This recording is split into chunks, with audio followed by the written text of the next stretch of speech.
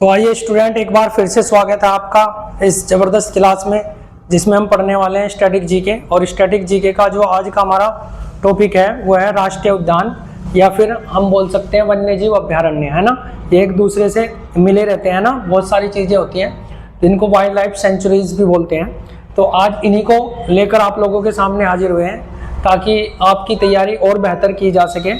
इसलिए एक बेहतरीन टॉपिक के साथ आज की क्लास को शुरुआत करेंगे, ठीक है। और इसे बहुत जल्दी फिनिश करेंगे हम, क्योंकि ज़्यादा समय हमें नहीं लेना और जल्द से जल्द फटाफट देखते हैं। और आपको पता है कि यहाँ से बहुत ज़्यादा इंपॉर्टेंट क्वेश्चन आपके एग्जाम्स में पूछे जाते हैं, और एक दो फैक्ट जो मैं शायद यहाँ ना लिख पाया हूँ उनको भी हम डिस्कस करेंगे, ठीक है। जैसे मैं आज बात करता हूँ उत्तराखंड की, तो सबसे पहले उत्तराखंड राज्य में अगर मैं बात करूँ तो यहाँ पर मिलता है जिम कॉर्बेट नेशनल पार्क, जिसे हेली नेशनल पार्क के नाम से भी जाना जाता है, ठीक है। और ये भारत का जो है सबसे पुराना नेशनल पार्क है, ठीक है। राष्ट्रीय उद्यान बोल सकते हैं इसको, यह भारत का सबसे पुराना है, तो याद रखना इसको हेली नेशनल पार्क के नाम से भी जाना जाता है। इसके बाद आता है उत्तराखंड में ही नंदा देवी, ठीक है।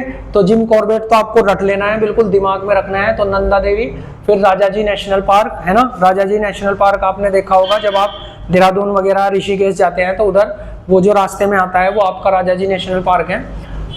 फिर आता है गोविंद पासु विहार नेशनल उद्यान, गंगोत्री राष्ट्रीय उद्यान, ठीक है। तो इसमें जो सबसे इंपॉर्टेंट है वो जिम कॉर्बेट, है ना, राजा जी, ये दोनों बहुत ज्यादा पूछे जाते हैं, और नंदा जी भी आपको याद रखना है, ठीक। इसके बाद आता है राजस्थान में, राजस्थान के सारे इंपॉर्टेंट है भाई, ज्यादातर यहाँ पे पूछे जाते हैं। तो केवलादेव राष्ट्रीय उद्यान, रणथंभौर राष्ट्रीय उद्यान, सरिस्का, ठीक है, डेजर्ट और घना पक्षी अभ्यारण्य, और ये आपका फिर आता है राष्ट्रीय उद्यान भी है ताल छापर अभ्यारण्य, ठीक है। फिर इसके बाद आता है mount Abu wild life sanctuary, ठीक है। तो ये सारे हमने राजस्थान के देखे। फिर अगर मध्य प्रदेश की बात करें तो कान्हा नेशनल पार्क, राष्ट्रीय उद्यान भी बोलते हैं इसको, कान्हा राष्ट्रीय उद्यान। पेज, अच्छा पेज को थोड़ा सा ध्यान रखना है, पेज जो मध्य प्रदेश है और आपका महाराष्ट्र है, दोनों की सीमा बिल्कुल मिली हुई है, ठीक है। तो जो पेच राष्ट्रीय उद्यान है ये महाराष्ट्र में भी आता है, यानी दोनों की सीमा पे है, तो इसको याद रखना है। पेच अगर महाराष्ट्र में आया तो आप महाराष्ट्र भी लगा सकते हैं, और मध्य प्रदेश में आया तो मध्य प्रदेश तो लगाना ही है। दोनों में एक साथ तो आ नहीं सकता क्योंकि वो दोनों में है। फिर आता है पन्ना सतपुड़ा वन विहार, है ना, रुद्र सागर झील, बांधवगढ़ नेशनल उद्यान। फिर आता है आपका संजय नेशनल उद्यान, और कोनो बहुत इंपॉर्टेंट है भाई, जहाँ पर हम अभी वो भी लेके आए थे, है ना, जो शेर वगैरह टाइगर वगैरह जो आए थे, टाइगर, वो सब यहाँ कोनो में ही रखे गए थे सबसे पहले। इसके बाद आता है आपका उड़ीसा। उड़ीसा में क्या है, उड़ीसा में आपको पढ़ना है भीतरकनिका राष्ट्रीय उद्यान। फिर आता है सिमलीपाल, इंपॉर्टेंट है भाई ये भीतरकनिका, है ना, कई बार पूछा जाता है। फिर आता है आपका नंदनकानन राष्ट्रीय चिड़ियाघर, ये चिड़ियाघर है भाई, है ना। चिल्का झील, चिल्का तो सबको ही पता है, उड़ीसा में है चिल्का झील, तो चिल्का झील अभ्यारण्य भी यहाँ पे बना हुआ है। फिर है गाहिर माता। फिर आपका आता है मिजोरम। मिजोरम में क्या है, माउंटेन राष्ट्रीय उद्यान, मुरलेन राष्ट्रीय उद्यान, है ना। फिर ये है फागपुई नेशनल उद्यान, और दम्फा अभ्यारण्य, दम्फा याद रखना है, डाम्फा से है। जम्मू कश्मीर में अगर मैं बात करूं, दाचीग्राम राष्ट्रीय उद्यान इंपॉर्टेंट है भाई, सलीम अली राष्ट्रीय उद्यान, किश्तवाड़, है ना। फिर आता है जैव मंडल रिजर्व श्रीनगर के अंदर, ठीक। इसके बाद ये श्रीनगर मतलब जम्मू कश्मीर में ही है। फिर आता है तमिलनाडु। तमिलनाडु में गल्फ ऑफ मन्नार, है ना, जो ये तमिलनाडु के नीचे श्रीलंका के बीच में जो मन्नार की खाड़ी है, तो गल्फ ऑफ मन्नार, यहाँ पे डॉल्फिन वगैरह भी पाई जाती है ना। फिर आता है आपका अन्नामलाई, जिसको इंदिरा गांधी राष्ट्रीय उद्यान के नाम से भी जानते हैं हम। फिर आता है मुकुरुथी, ठीक है। इसके बाद पश्चिमी बंगाल रह जाता है। पश्चिम बंगाल मोस्ट इंपोर्टेंट भाई, बार बार पूछा जाता है, सुंदरवन राष्ट्रीय उद्यान, है ना, सुंदरवन डेल्टा जो बना है उसी के किनारे ये इधर बना हुआ है राष्ट्रीय उद्यान। फिर आता है बुक्सा, जल्दपारा इसी में है, सिंधलीला यहीं पे है, निरोया वैली और नेशनल पार्क यहीं पे है, ठीक। इधर से देखते हैं, इधर से हम देखेंगे असम में। असम में सबसे पहले आता है आपका मानस नेशनल पार्क, है ना, मानस राष्ट्रीय उद्यान जिसे बोलते हैं। काजीरंगा, काजीरंगा बहुत इंपॉर्टेंट है, कई बार पूछा जाता है, एक सींग वाला गेंडे के लिए बहुत ज्यादा फेमस है, बार बार पेपर में पूछा जाता है, एक सींग वाला गेंडा कहाँ पाया जाता है, तो असम के काजीरंगा में, ठीक है। वैसे तो असम पश्चिमी बंगाल में भी पाया जाता है, लेकिन ये एक सींग वाले गेंडे की बात हो रही है, तो लेकिन काजीरंगा बहुत ज्यादा फेमस है भाई इसके लिए।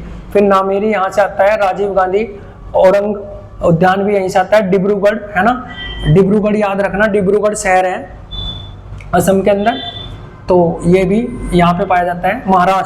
महाराष्ट्र में मैंने पेच बता दिया आपको, पेच महाराष्ट्र में भी आता है, लेकिन मैंने वो यहाँ नहीं लिखा।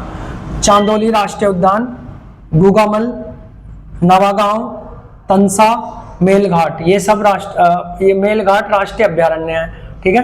फिर आता है केरल में पेरियार इंपॉर्टेंट है भाई, पेरियार नदी भी केरल के अंदर ही है, याद रखना। तो पेरियार झील, पेरियार नदी, ये याद रखना। पेरियार नेशनल उद्यान यहाँ पे हो गया। फिर आता है मैथिकेतन नेशनल उद्यान, अन्नामुदाई नेशनल उद्यान, एर्नाकुलम, ये याद रखना भाई।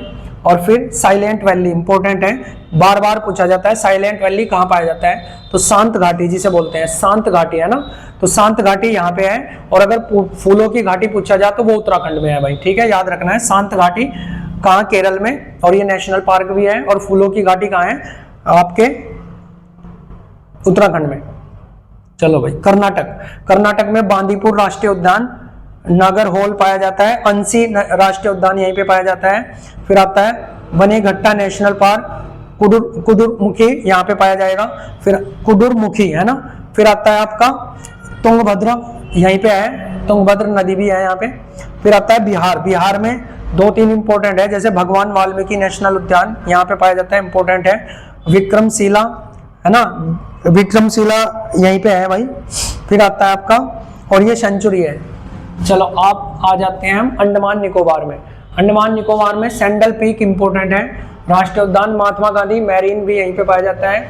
माउंट हैरिट नेशनल पार्क, रानी झांसी, साउथ बटन, ये इंपॉर्टेंट है, साउथ बटन याद रखना।